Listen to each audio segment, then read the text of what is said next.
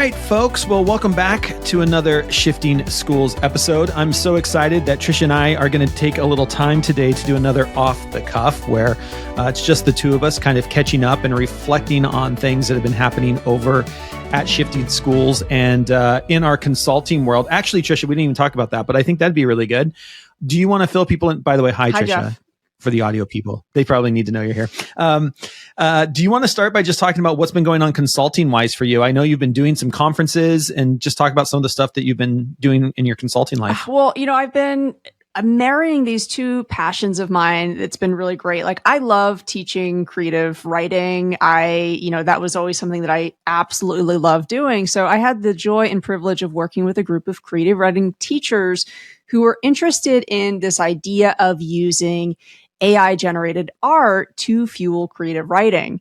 And we were, again, Jeff, you and I talk so much about prompt craft, how a truly powerful prompt is much different than, hey, ChatGPT, can you give me 5 ideas for? But when you're really, really specific, and when you're using an AI art generator, that really comes through, right? Like, the more specific you can be, the more, you really dig into your descriptive vocabulary, words, tone, mood, all of those things.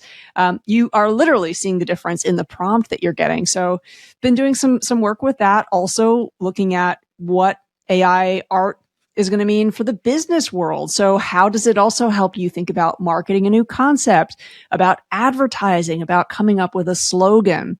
So, I'm hoping actually that we get more interest in that, because sometimes, Jeff, I hear people say, oh my goodness, these AI art generators are going to rob students of creative thinking. It's the opposite, folks. This is a trampoline for creativity if you're thinking about how to use it. So that's been a real passion of mine lately. And I know that you've been all over the map. How are things going for you in your world of navigating this journey of AI and working with educators? Yeah, it's been great. And I want to, before I talk about my stuff, you need to go check out Tricia's stuff over on LinkedIn. And we'll make sure there's a link to in the show notes, because the thing you did around the toothpaste brand was incredible. I mean, people need to see what you were able to do. And your post over on LinkedIn is fantastic. I shared it as well. But it's worth people looking at the art that you're getting into with Midjourney and stuff. And it literally gave me chills. So I'm excited about that. So check out Tricia on LinkedIn and make sure you read that post, because it's a pretty cool one on things you're doing with just launching new brands and what that's going to mean for even in the business world. I appreciate that. Thanks, Jeff. For me, the things. Yeah, no worries. Things keep, as we know, are blowing up with AI, and just trying to support schools and districts where we're at. I just got back from Kansas City. A shout out to the Kansas City, Missouri Superintendent's Leadership Forum, where I got to spend an hour and a half or so with superintendents from both states coming together to talk about and think about, what does AI mean for them? What does AI mean for our students? And, Tricia, I think the thing that's really I'm loving, and I know you're going to love this too, is how school leaders are really embracing that, opening up AI and using things like ChatGPT with students and teaching kids how to use AI is an equity conversation, not a technology conversation. And I know we've said that a lot here on the podcast, but it's so great when I get done doing a presentation and the feedback is, I can see this being an equity issue. I can see this being an equity issue.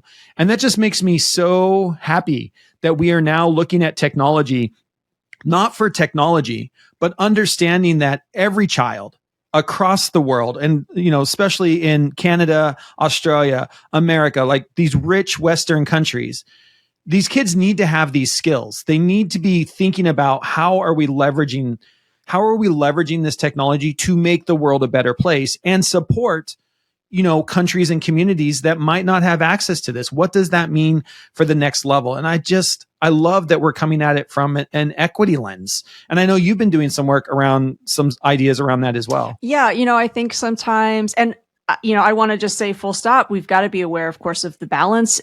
Are AI harms and AI balance real? Yes, they are. But, Jeff, I'm just going to shout out another podcast I host, the Unhinged Collaboration Podcast. We recently interviewed Dr. Sue Lynn Blodgett, who is a researcher with Microsoft out of Montreal. And she was saying AI literacy has to be for everyone because we're going to need everybody advocating for more fair, just AI systems. And, it's going to be those that are playing around with the technology that understands both the ways that it can be used for good and the ways that it can be used in harmful ways. And I think this is true of all technology, right? So I think if you are saying, my head is in the sand, I'm not going to pay attention, and I am also not going to have my students learn about this, you're doing them a disservice because, AI is not just an academic integrity issue. We saw in the news this week, Google has partnered with some hospitals in the US to make the healthcare industry, a little bit easier. A lot of doctors and nurses talk about the administrative work and how that drains them of time and energy, and what can AI do to speed that up. But chatbots actually have also been used for good. Red Cross has a disaster relief chatbot. So if I'm in an area and unfortunately there's just been a disaster, there's a chatbot there that's meant to help get folks information really quickly in a trying time. So I think it's important to learn about the ways in which this technology can be used in really transformative ways. I'll just say one more thing about that. If you're thinking, I don't get it, what is Tricia talking about? How can AI be used for good? This is what I want you to do. Google this one thing. It's called Be My Eyes. And this is technology that's been, OpenAI has actually, Be My Eyes was an app before for folks who are blind or vision impaired. And OpenAI said, we'd love to partner with you. And the original app said, but this is free. We want to keep this free. OpenAI said, yes, we will make that happen. Essentially, if I am blind, I can take a picture of the inside of my refrigerator. The app is going to describe it back to me. And now because it's got AI, I can also engage with it further and say, okay, this is the contents of my fridge. Can you give me some ideas for what I can cook for dinner? So Be My Eyes, Google that, start thinking about the ways in which this technology is life-changing. Life-changing. Yeah, it's so true. It's so true. And I read that article as well. We'll make sure we link it in the show notes, where Google is partnering with, the healthcare system. And when I was reading that article, I was saying to myself, this makes sense, because in our trainings, I will have a usually special ed teacher that comes and says, does this thing fill out IEP forms? And I'm like, yes, actually it will. It knows IEPs. It will, if you give it the right criteria, it will help and support you in filling out IEP forms. And I think of that same type of idea that we see in education can be used in administration. Like, here's an intake form, or here we need a follow-up. And this thing can fill out the forms if it's got the information and be able to pull that data. And just interesting what some of the results are going to be. So it's so early in the early days of AI, and we're already seeing some incredible uses with it. And I think that to me is just what excites me. And the idea, again, that we in education are seeing this as an equity play, and we in education are starting to we're having the conversation. And I think more than anything, I tell every educator, I'm so excited that, unlike social media, where we buried our head in the sand for 10 years and then cyberbullying got out of control, and we're like, oh, maybe we need to do some things with students around social media and cyberbullying. We're in the conversation, and we're trying to figure out best case uses, and we're trying to figure out what does this mean for education, the same time that communities and organizations and every other industry is trying to figure it out as well. And I think, to me, that's just so exciting. I'm so glad that education is in the conversation. And, I think going into what you were talking about is there's so many great use cases. There's so many great use cases around using AI. And, we've been running the cohort over at Shifting Schools. We've had 2-3 month cohorts that sold out. And some of the stories that are coming out of the participants that have been going through our cohort, I think are really, really cool. Do you want to start with our first story? Sure. Yeah. The cohort model, I think I've always been a big believer in, because it's not, just a one-off. We are building a community where people are sharing different ideas, and you've got a range of educators, some people who are very skeptical, some people who are really excited. You've got brand new beginners. You've also got early adopters coming together and, sharing their questions, sharing their concerns. So I think that's kind of the ecosystem where you get really rich dialogue. And we also, we've had a few people say, I don't understand why you limit the size of your cohort. And we do that because, we also believe in trying to customize our trainings as best as possible in that kind of setting. So Jeff and I are also always offering personal support. We had a member of the cohort reach out to us because we also have a virtual community where people can be sending DMs, questions. It doesn't just have to be on the days when we're sharing things or having a webinar. There's conversation when and where people want it. So we had a participant reach out and say, hey, we actually have a PD day coming up, and there's this one specific unit. Our school is really into UDL, and folks would love to know more about how generative AI can support this given unit and help us better understand UDL.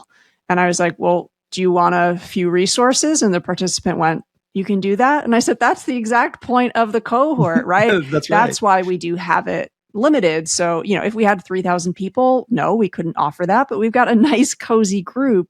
The participant was really grateful for that, but I said, you don't have to say thank you. Literally, this is what the cohort is for. So, again, we survey participants as they're coming in to learn a little bit more about their context. And every single week, we're also saying, like, what else do you need? What are you working on? What's coming up? Yeah. And this is our full-time jobs. We love supporting educators, just like we used to love supporting kids in our classroom, right?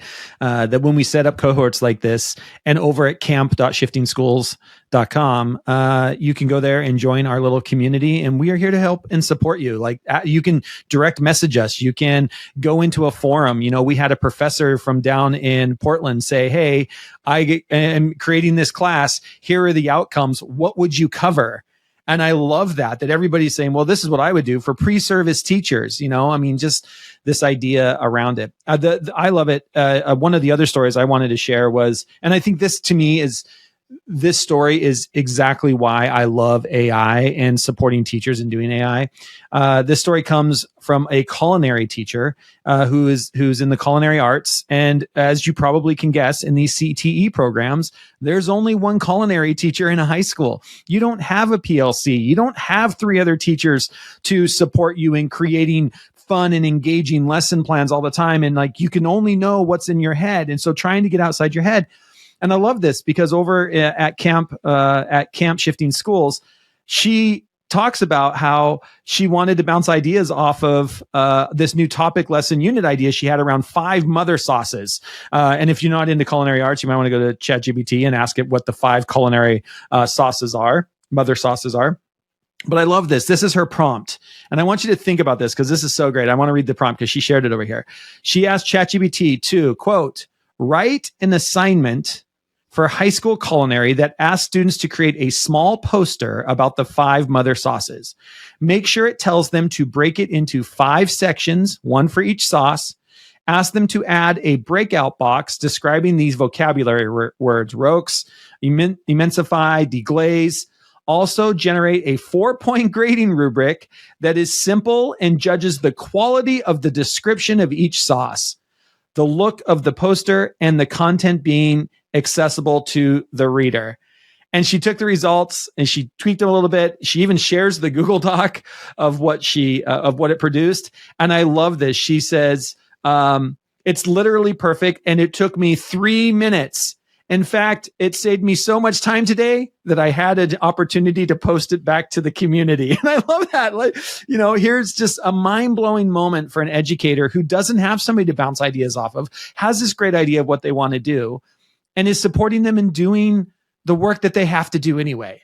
And even if we just does that, even if it just did that, what an incredible tool to be using in our classrooms, right? What an incredible tool. Anyway, I just love the stories that are coming out of our cohort. Again, you can go over to camp.shiftingschools.com. It's free to sign up.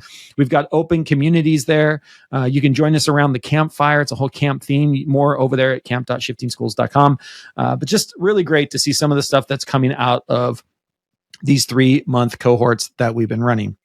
So with that, Tricia, do you want to talk about our new offering that starts this November? I do. Yeah. As much as we would love to run another 3-month cohort, we are coming up to winter break. Jeff, you're going to be on the road. I'm going to be on the road. Maybe we'll see some listeners out there. We would love that. But we did have a few people saying, I still would love to have a community to experiment with. And we really are huge advocates for, if you want to understand the real power of this technology, how it can be transformative for student learning, you've got to experiment with it. So we do have a 3-week cohort coming. That's starting November 7th. It runs until November 21st. We're going to have a weekly live webinar, but if you cannot make the live webinar, you can watch the video.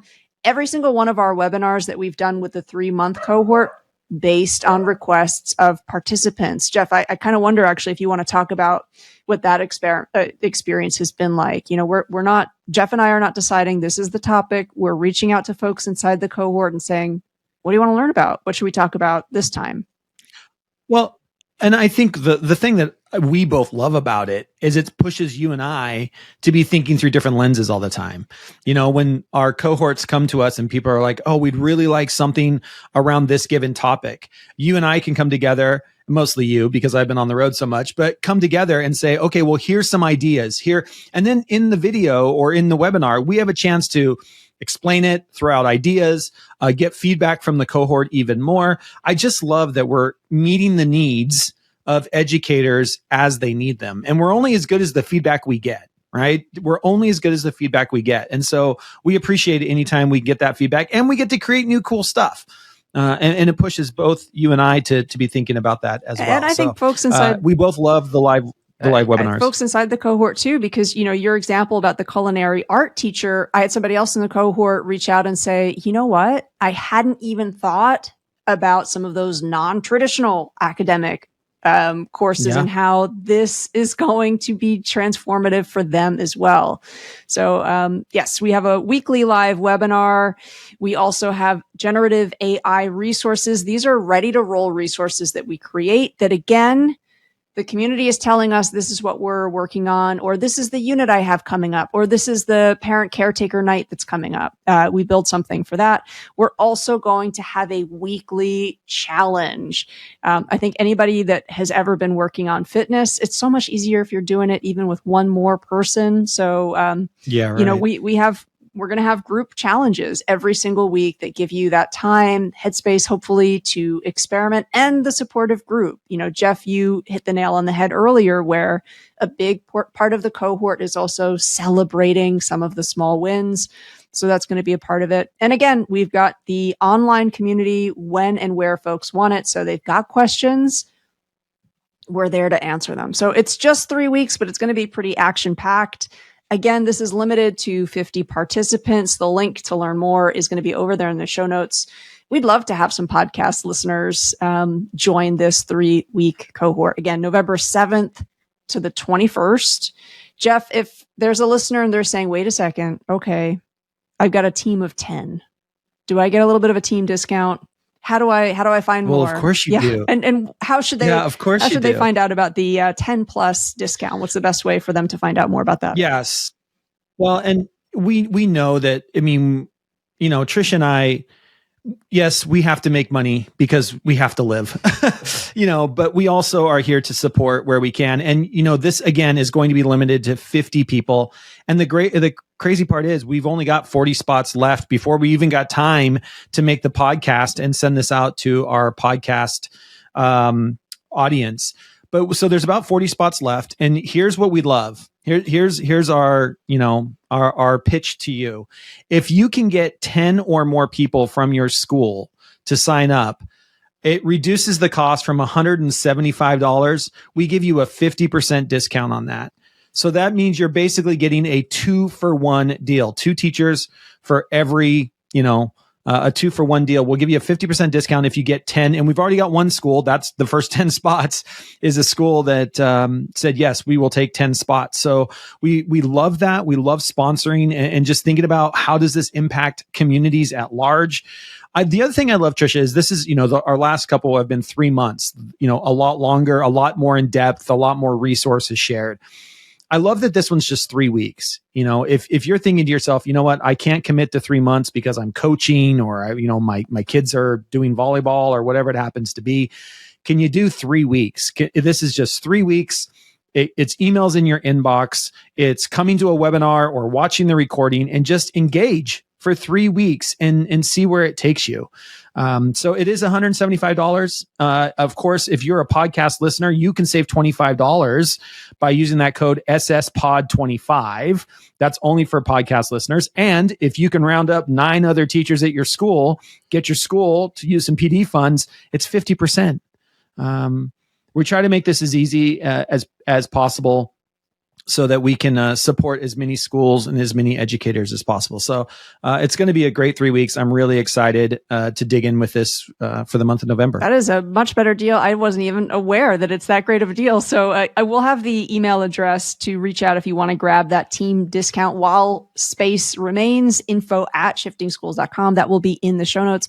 And I should say too, yes, it's a 3-week cohort, but even with some of our participants with the current cohorts, I'm still having folks reach out to me and saying, I got behind, this was happening, and I'm catching up on things now. So the other reality is there's a lot of flexibility in terms of, this is meant to be like in your time, the resources that you need, the questions that you have, all bundled in a community that's been really, really supportive. It's been so refreshing to see people celebrating one another's wins, because I think whenever you're facing a shift, we need that. We need to come together and support each other. So listeners, we'd love to have you inside of our 3-week cohort, November 7th through to November 21st. Yeah. And if you can't join us for the 3 weeks, again, if you can just head over to camp.shiftingschools.com, join our community. I would love, after this episode airs, if we can get to 100 members. We're already at 78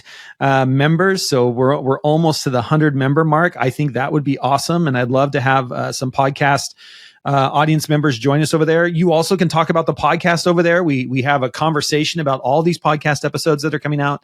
And speaking of the podcast, Tricia, we are wrapping up our SEL series, our mini series on SEL, and we are starting a new series. Do you want to talk about that a little bit? Well, Information Media Literacy Week kicks off October 23rd. Maybe your school is doing something for it. So we wanted to do not just 1 week, not just 2 weeks, but 3 weeks of conversation around information and media literacy. We have 3 amazing guests, each of whom points us to some great resources so that we can be exploring information and media literacy all year, doing it from an interdisciplinary stance, because I think that's the other thing is that, the era of AI means that we need to get sharper, more sophisticated information literacy in our schools. AI does mean that it's going to be a lot easier for mis and disinformation to be generated. So what are we doing to get students ready to be much more savvy consumers of information? So we're hoping, again, those 3 weeks, it's going to set you up to be thinking about that.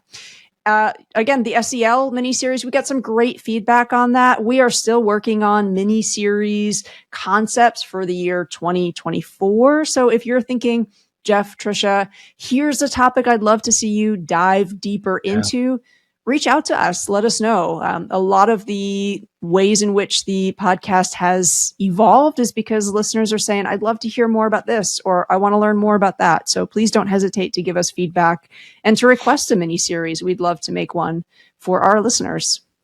And Tricia likes cyber stalking guests. That's really what this is we have guests. I mean, we have some incredible guests on the podcast. I think every listener will tell you that, just some of the people that you've been able to get access to, because you love cyber stalking them. And people love to share. right? People love to share. And so, yeah, if you have a mini series topic that you'd like us to dig into, please let us know. And then we will let Tricia the Sleuth go find some incredible people to come on and share their experiences and share stories and some in-depth looks into those miniseries. So yeah, absolutely. I think that'll be a great thing to be thinking absolutely about. Doing that research to find the guests that you want to hear from. I wish that were my full-time job. I love doing that. So please do any requests you have for the coming year, or if your PLC is going to be focused on something, give us a little bit of lead time and we'd love to put something together for you and your school community. I love that. Well, thank you, Tricia, for sitting down and recording this off-the-cuff episode. I know it was fun-packed, a lot of stuff. You're going to want to go over to, of course, shiftingschools.com. You can get everything from there. Also, check the show notes of this episode where we will have links to everything that we talked about as well. So, Tricia, thank you so much for sitting down and doing an off-the-cuff episode. Really appreciate it. It's always great to hit the record button. My pleasure. Jeff, I'm realizing, though, we forgot to tell listeners, we talked about Shifting Schools Camp multiple times. There's one other reason you might want to head over there, and that's because we have kept our Leading in the Era of Generative AI course free when you join camp. So again, if I totally forgot about that. That's another, I think, reason that many folks have made their way to that space. So if that intrigues you, our free course, Leading in the Era of Generative AI, you're going to find it at camp.shiftingschools.com. Awesome. This is the problem. Too much stuff to share. We've just got to do these more often so we don't have to try to pack everything into an episode. But we'll try and do that in between our travels. Thanks, everyone, for tuning in. Really appreciate it. Until next time, we'll see you on the network.